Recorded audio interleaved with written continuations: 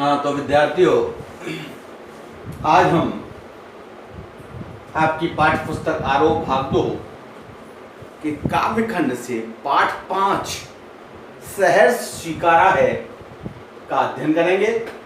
इसके कवि हैं गजानन माधव मुक्तिबोध।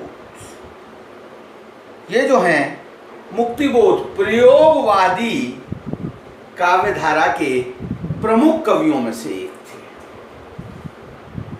इस पाठ का अध्ययन करने से पूर्व सबसे पहले हम कवि का परिचय जानेंगे, कवि के परिचय पर प्रकाश डालेंगे।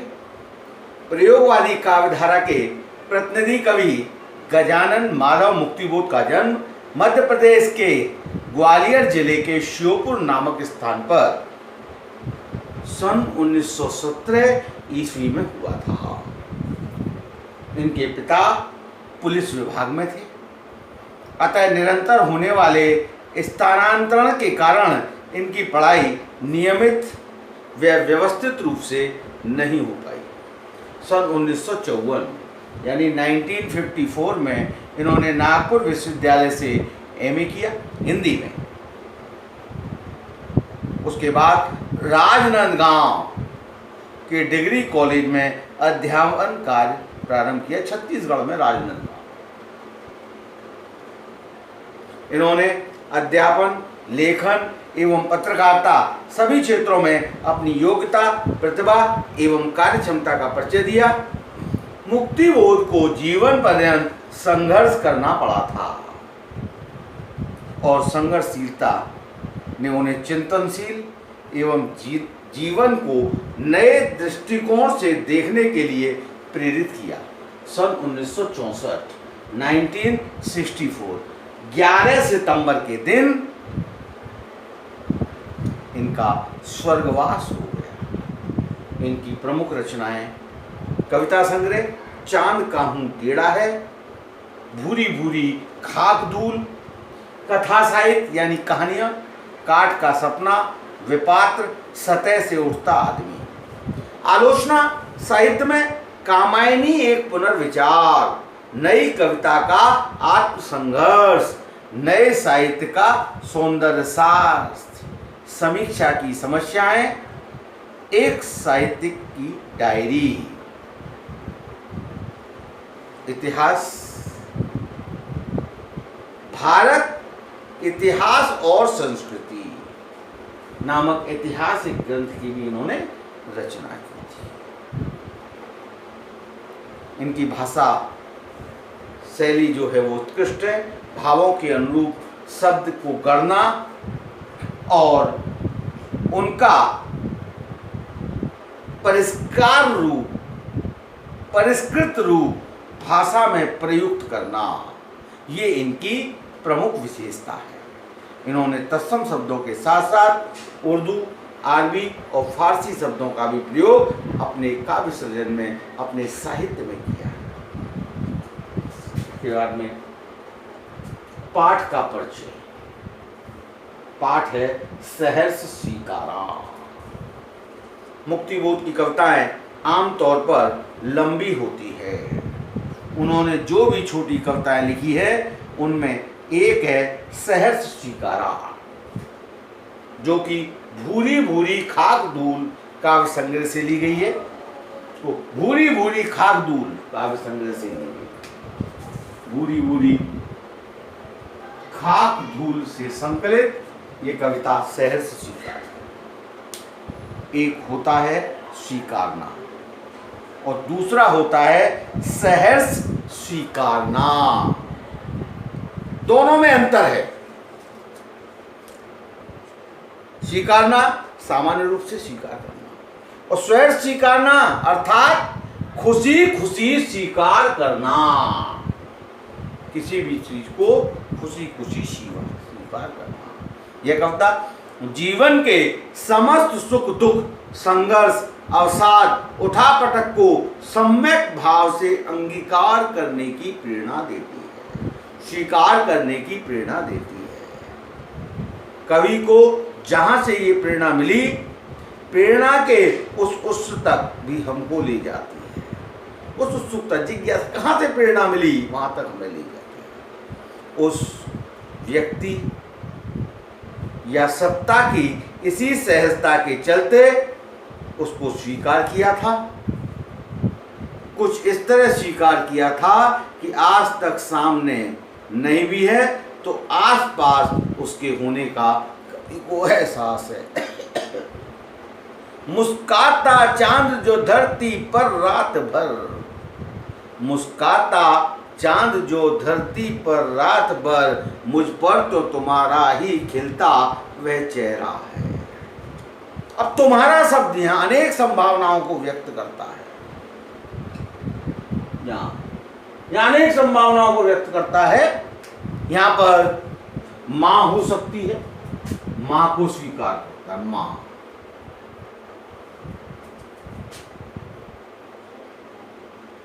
यहाँ पर कवि की प्रेमिका हो सकती है, प्रेमिका भी हो सकती है,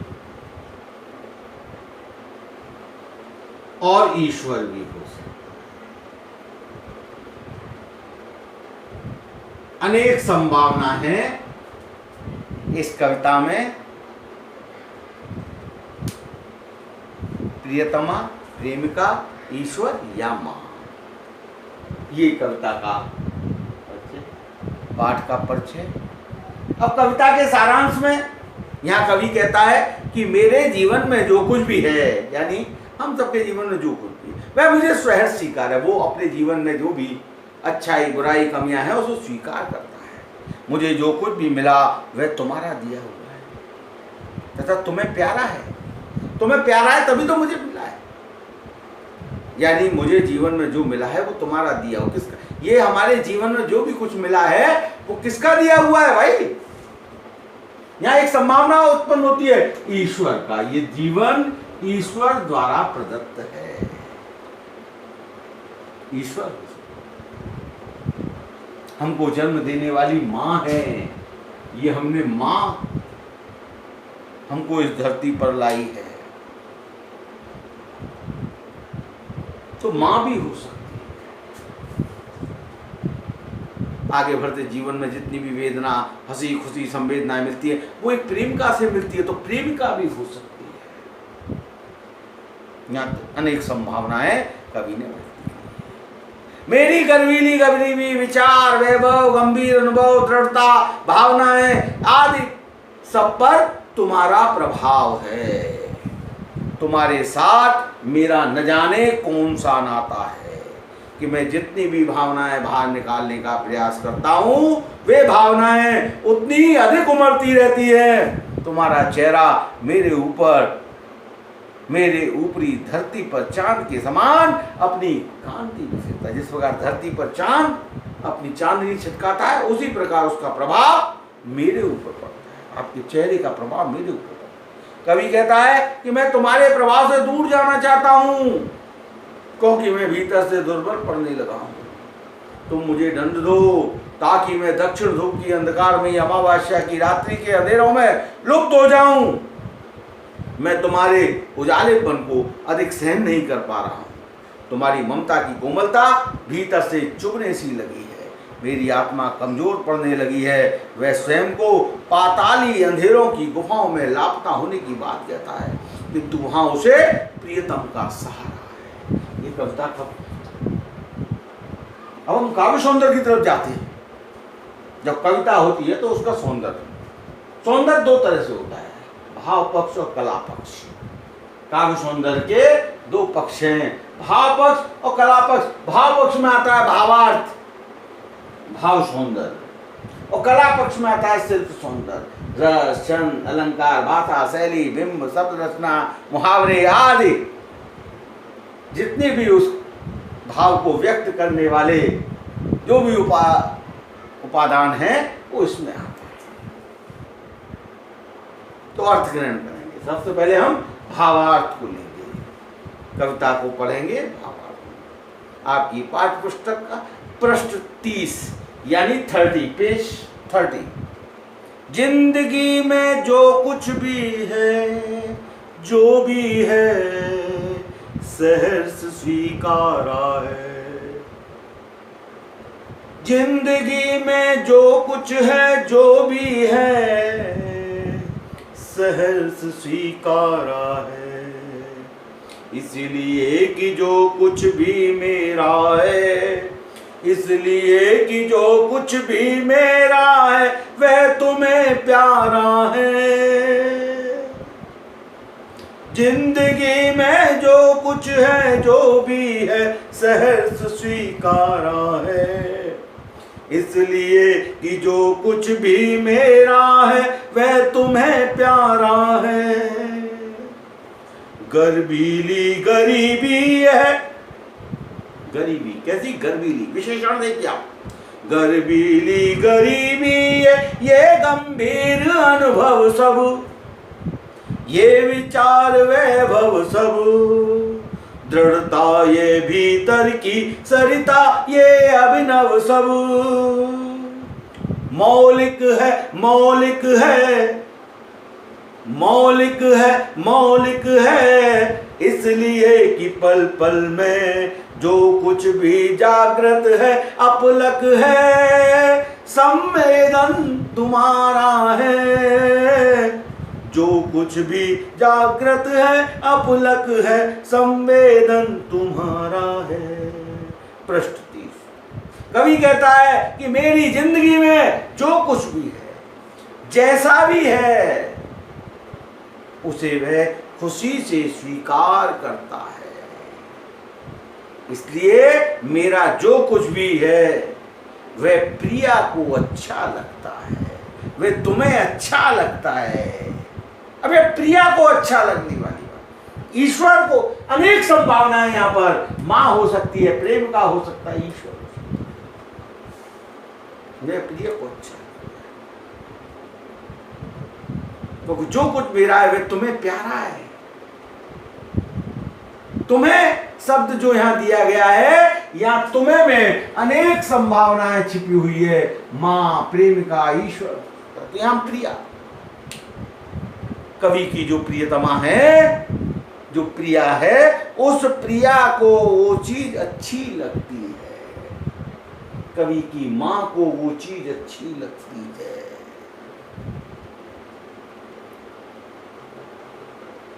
इसलिए मुझे वे खुशी से स्वीकार है।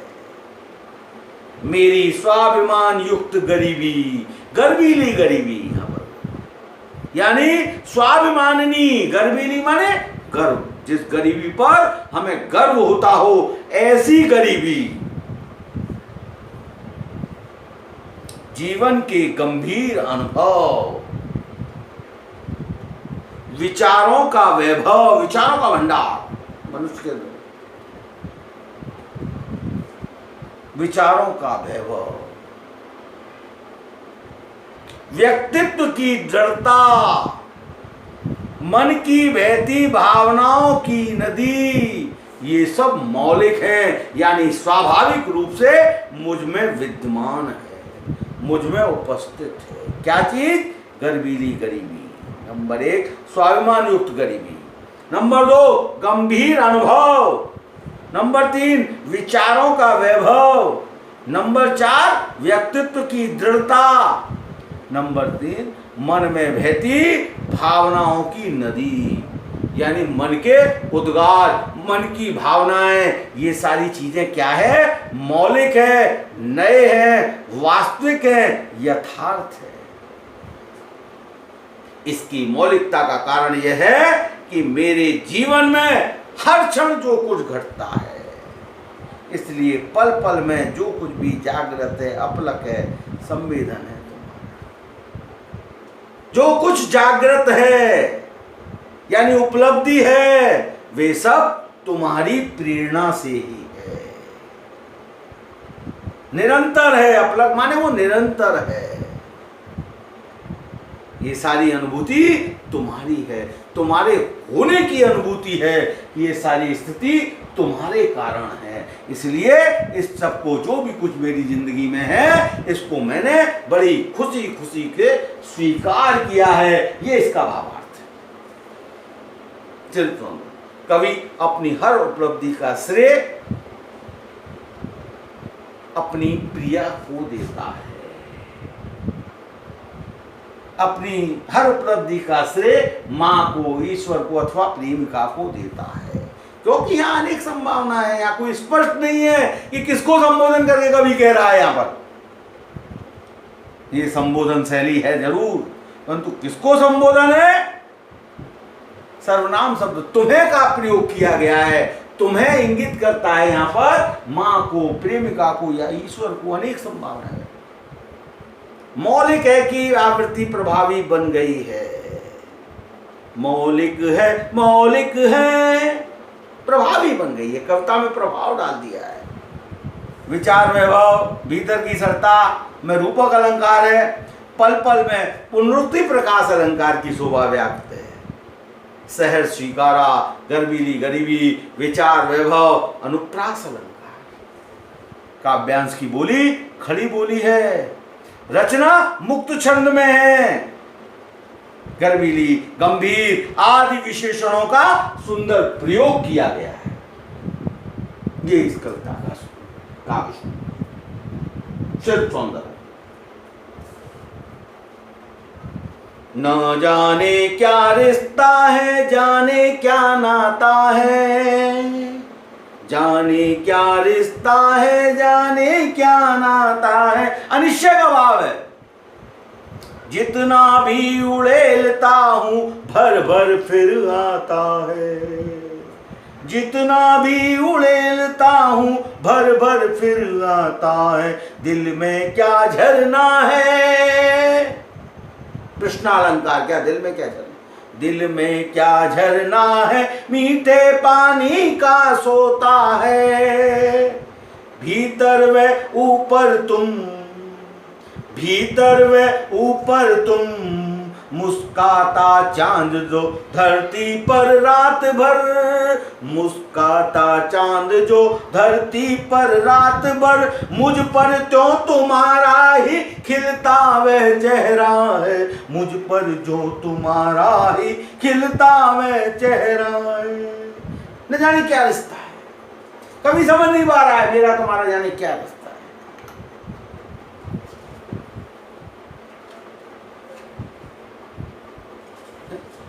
कोई समझ में नहीं आ रहा। हम आपके हैं कौन, कवि नहीं समझ पा रहा। कवि कहता है तुम्हारे साथ न जाने कौन सा संबंध है, न जाने कैसा नाता है।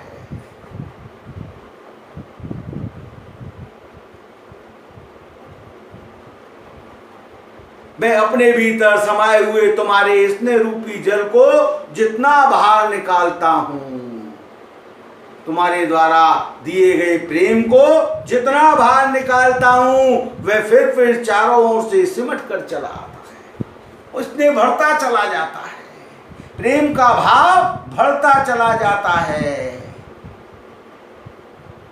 ऐसा लगता है मानो दिल में कोई स्नेह का, प्रेम का झरना बह रहा हो। और वह स्नेह कैसा है? मीठे पानी के स्रोत जैसे। जिस प्रकार स्रोत होता है, स्रोत में पानी निरंतर बहता रहता है, निकलता रहता है, उसी प्रकार स्नेह का भाव मेरे मन में निरंतर उत्पन्न होता रहता है और मेरे अंतर मन को तृप्त करता रहता है। इधर मन में प्रेम है और उधर तुम्हारा चांद जैसा मुस्कुराता हुआ चेहरा अपने अद्भुत सौंदर्य के प्रकाश से मुझे नहलाता है। जिस प्रकार चांद अपनी चांदनी से धरती को आच्छादित करता है, धरती को प्रकाशित करता है, उसी तरह से तुम्हारा ये जो खिलता हुआ चेहरा है मुझे प्रकाशित करता है, मुझ में उल्लास का संचार करता है, मुझ में उत्साह का संचार, और मुझे अपने अद्भुत सौंदर्य के प्रकाश से नहला देता है। कवि का आंतरिक व बाह्य जगत दोनों प्रिया से संचालित होते हैं।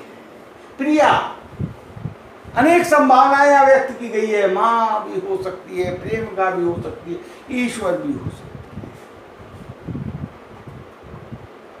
शिल्प सौंदर्य में देखिए कवि स्नेह से पूर्णता आच्छा देते हैं। किसके स्नेह से? अनिश्चय होने से अनेक संभावनाएं व्यक्त की गई है। इन्हें अनिश्चय है, कविता में अनिश्चय का भाव है। न जाने क्या रिश्ता है, जाने क्या नाता है। ये तो बताओ कि तुम मेरे कौन हो।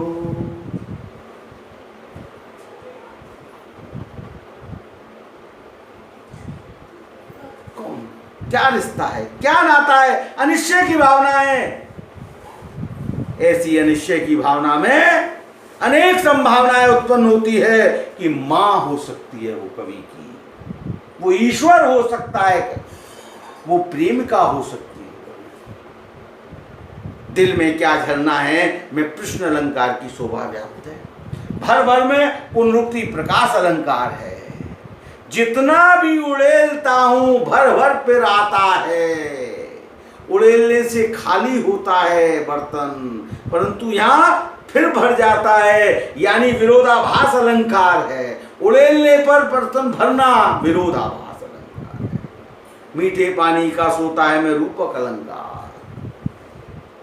प्रिय के मुख की चांद के साथ समानता के कारण उपमा अलंकार है। पंक्तियां मुक्त छंद में है। खड़ी बोली युक्त भाषा में लाक्षणिकता की प्रधानता है। लाक्षणिक शब्द शक्ति, इन प्रकार की शब्द शक्ति होती है, अमिधा, लक्षणा और व्यंजना। यहां लक्षण के आधार पर शब्दों का चयन किया गया। आगे देखिए, सचमुच मुझे दंड दो कि भूलूं मैं। सचमुच मुझे दंड दो कि भूलूं मैं। तुम्हें भूल जाने की दक्षिणी ध्रुवी अंधकार अमावस्या। शरीर पर चेहरे पर अंतर में पालूं मैं। शरीर पर चेहरे पर अंतर में पालूं मैं। झेलूं मैं उसी में नहालूं मैं। झेलूं मैं उसी में नहालूं मैं। इसलिए कि तुमसे ही परिवेष्टित आच्छादित। इसीलिए कि तुमसे ही परिवेष्टित आच्छादित। रहने का रमणीय उजेलाम। रहने का रमणीय उजेलाम। सहा नहीं जाता है, नहीं सहा जाता है। सहा नहीं जाता है, नहीं सहा जाता है। ममता के बादल की मंडराती कोमलता। ममता के बादल की मंडराती कोमलता भीतर पिराती है। कमजोर और अक्षम अब हो गई है आत्माएं। कमजोर और अक्षम अब हो गई है आत्माएं। छटपटाती छाती को भवितव्यता डराती है। छटपटाती छाती को भवितव्यता डराती है। बहलाती सहलाती आत्मीयता बर्दाश्त नहीं होती है। बहलाती सहलाती आत्मीयता बर्दाश्त नहीं होती है। कवि अपनी प्रिया को भूलना चाहता है। वह चाहता है कि प्रिया उसे भूलने का दंड दे। ऐसा दंड दे कि वो उसको भूल जाए। वो उस दंड को भी सहज रूप से खुशी खुशी स्वीकार करने को तैयार है। प्रिया को भूलने के लिए कवि अंधकार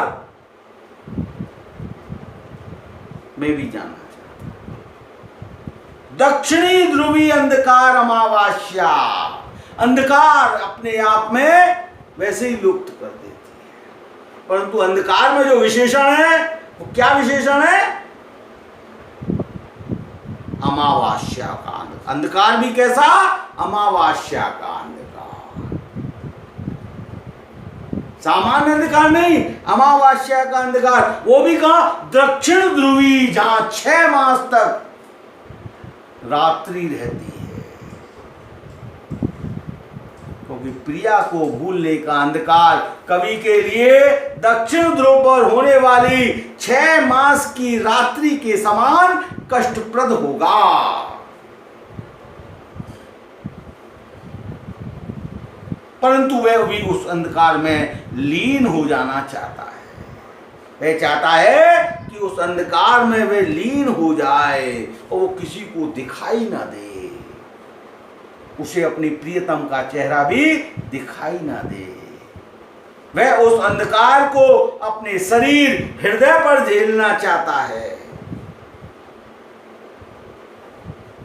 उसी में नहाना चाहता है, उसी में लीन हो जाना चाहता है। इसका कारण था कि उसके प्रिया ने, उसके प्रियतम ने, या उसके जो चाहने वाले हैं, जिसको वो चाहता है, कौन हो सकता है? अनेक संभावनाएं, मां भी हो सकती है, प्रेम का भी हो सकती है, ईश्वर भी। उसके स्नेह ने उसको घेर लिया है, स्नेह रूपी उजाले ने उसको घेर लिया है। अब वो उसकी यादें उसके लिए असहनीय हो रही है। उजाला अब उसके लिए सहन नहीं हो रहा, उसके लिए असहनीय हो गया है। वे उस अज्ञात तत्व जो मां, प्रेमिका या ईश्वर है, उसकी ममता या उसने रूपी बादल की कोमलता,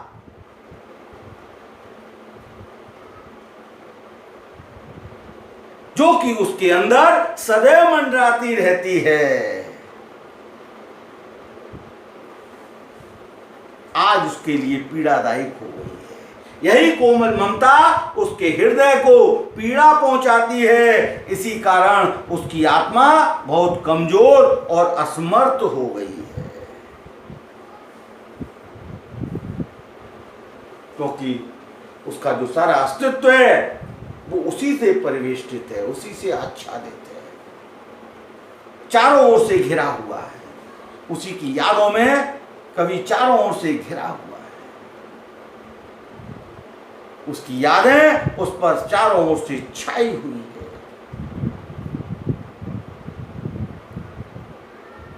ऐसा मनोरम जो उजाला है, उस मनोरम उजाले के अंदर उसे डर लगने, उसकी आत्मा बहुत कमजोर और असमर्थ हो गई है। उसे भविष्य में होने वाली अनहोनी से डर लगने लगा है।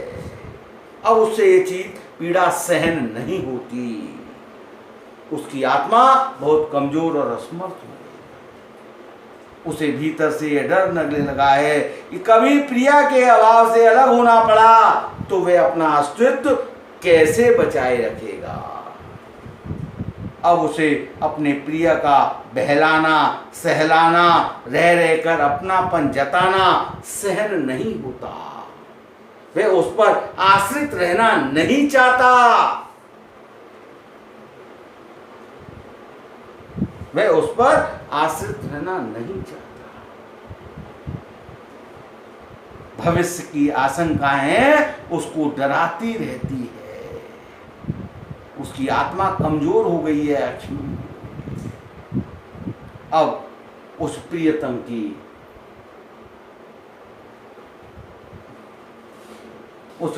की, जिसकी की अनेक संभावनाएं हैं, फिर मां, प्रेम का या ईश्वर, जो भी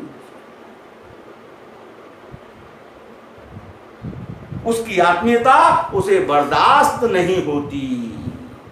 अब वह आत्मनिर्भर बनना चाहता है, अपने आप को अपनी यादों से बाहर निकालना चाहता है। ये कविता शिल्प सौंदर्य में देखिए, कवि अत्यधिक मोह से अलग होना चाहता है। मोह से संबोधन शैली है, पर संबोधन का यहाँ यही प्रश्न फिर आता है कि किसके प्रति संबोधन है। ये अनेक संभावनाएं व्यक्त, खड़ी बोली में सशक्त अभिव्यक्ति है, तत्सम शब्दों की बहुलता है, अंधकार अमावस्या निराशा के प्रतीक हैं। ममता के बादल, दक्षिण ध्रुव अंधकार अमावस्या में रूपक, छटपटाती छाती में अनुप्रास तथा बहलाती सहलाती में स्वर मैत्री अलंकार है। कोमलता व आत्मीयता का कवि ने मानवीकरण किया है। यहाँ सहा नहीं जाता कि पुनरुक्ति से दर्द की गहराई का पता चलता है।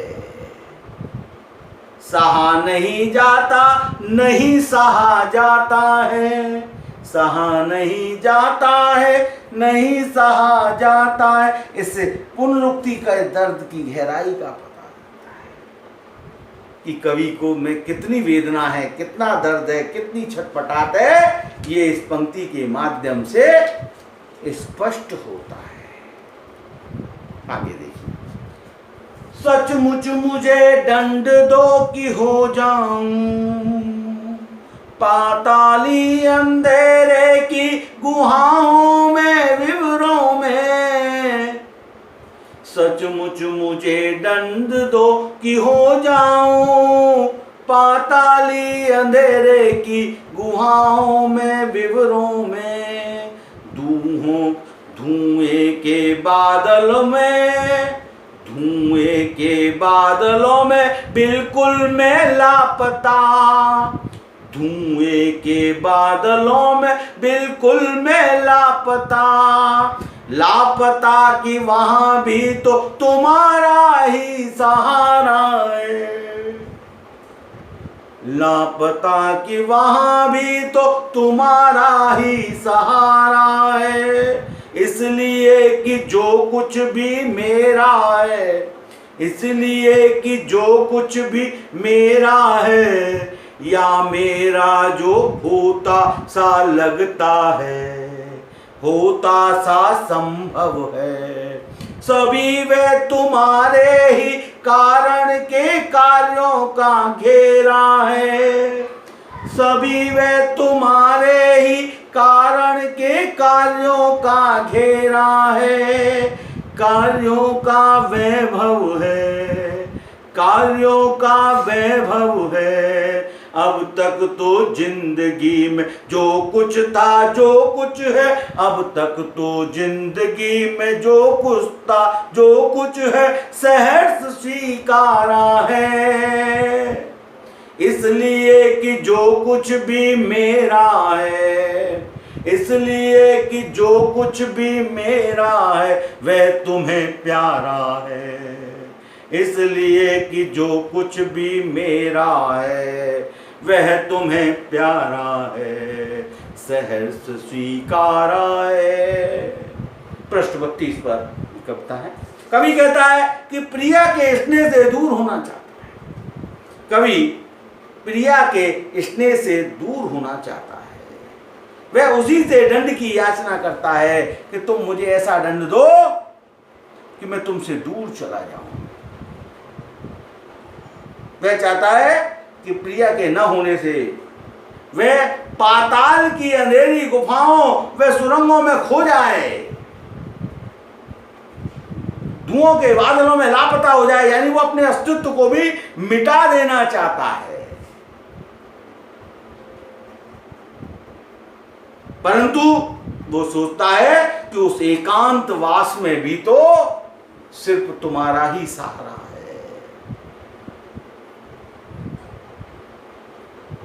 ऐसी जगह पाताली गुफाओं में लुप्त हो जाए, बिल में लुप्त हो जाए, गायब हो जाए, धुएं के बादलों में उसका अस्तित्व समाप्त हो जाए,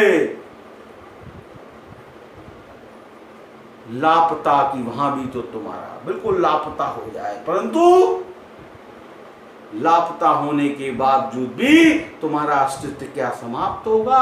वहां भी तो तुम्हारा ही सहारा है, वहां भी तो उसे अपने प्रियतम, अपने मां, अपने ईश्वर, इसकी याद सताती है। तो इसलिए कि जो कुछ भी मेरा है, जो कुछ कवि का है, जो कुछ मेरा है, या जो कुछ भी मुझे अपना जैसा लगता है, या जिसे भी अपने होने की संभावनाएं होती हैं, उन्नति या अवनति की जो भी संभावनाएं, भविष्य की स्थिति, मन, जो भी कुछ है, वे सब तुम्हारे ही कारण के कार्यों का घेरा है, वे सब तुम्हारे ही कारण है, उसका हेतु तुम ही है, उसका उद्देश्य तुम ही हो, वो तुम्हारे ही कारण, तुम्हारे ही कार्यों का वैभव है, कर्म के परिणाम स्वरूप है।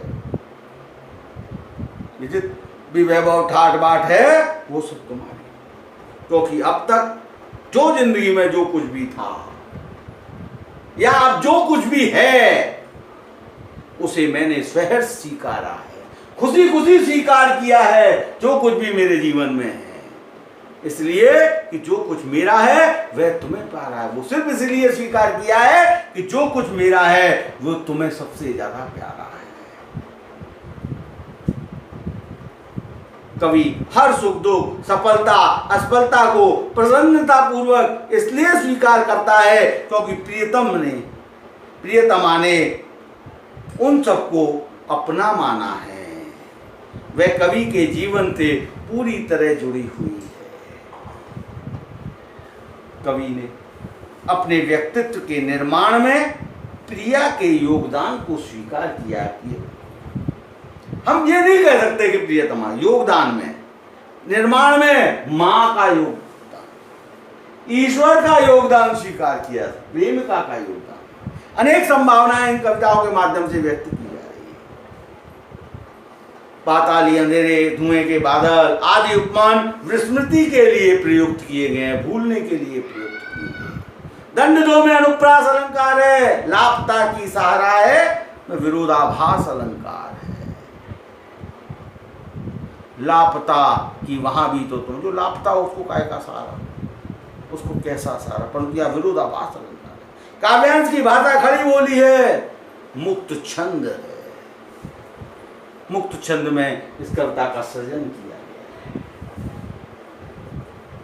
ये इस कविता का भावार्थ, भाव सौंदर्य और शिल्प सौंदर्य आपके सामने प्रस्तुत किया गया। आप इस कविता को पढ़ेंगे, समझेंगे, ध्यान से समझने का प्रयास करेंगे, इससे संबंधित प्रश्न उत्तर करने का प्रयास करेंगे। बस आज इतना ही। आपका दिन शुभ और मंगलमय हो। धन्यवाद।